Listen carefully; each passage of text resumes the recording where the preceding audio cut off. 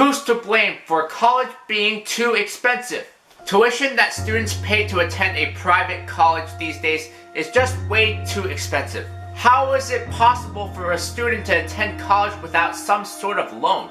It's basically impossible unless the student were to get a full ride from the college. The percentage of students getting full rides to college aren't very high.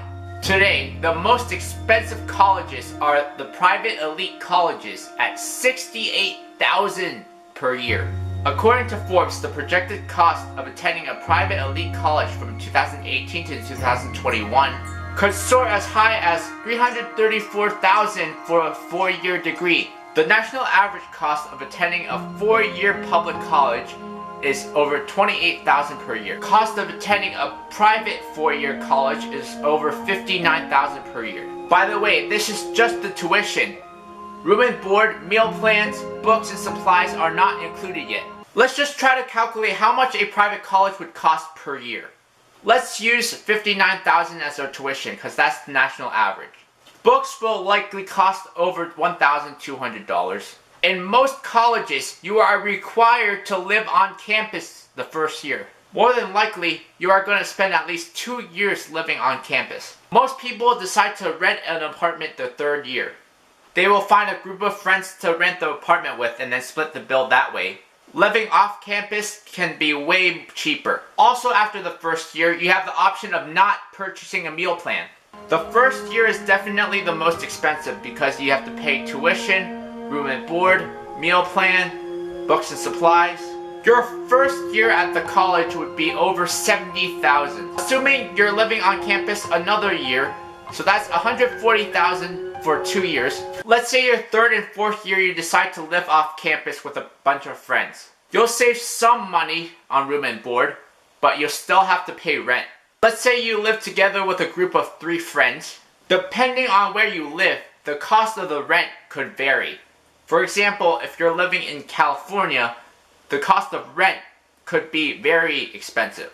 Apartments around campuses typically are cheaper because they're usually rented by students.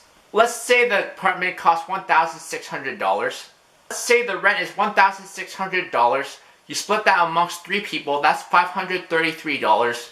A semester would cost you $2,132. For a year, it would be $4,264. So your 3rd year would be $64,464. Your 4th year would be the same. For 4 years, it would cost $268,928. That is enough to buy a house. How could a student even think of attending college if their financial status at home is poor?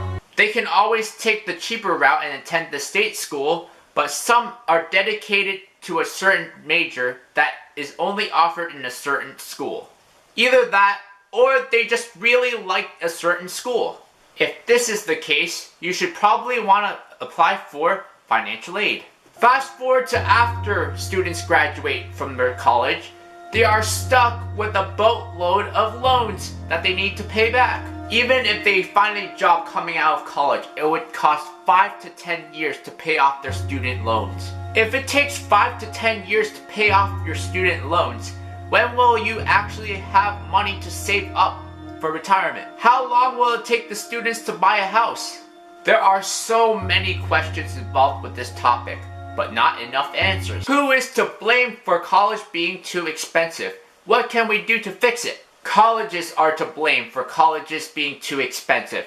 But can you blame them? They're making a fortune. Colleges make so much money. Why would they not raise tuition every year and room and board every year? Colleges have a severe advantage here because they know parents will do anything to send their kids to college. Unfortunately, there isn't anything you can do to stop the trend of increasing tuition. What are you gonna do? Not go to college? In other words, colleges have all the power in the world. Next, who's to blame for Brexit?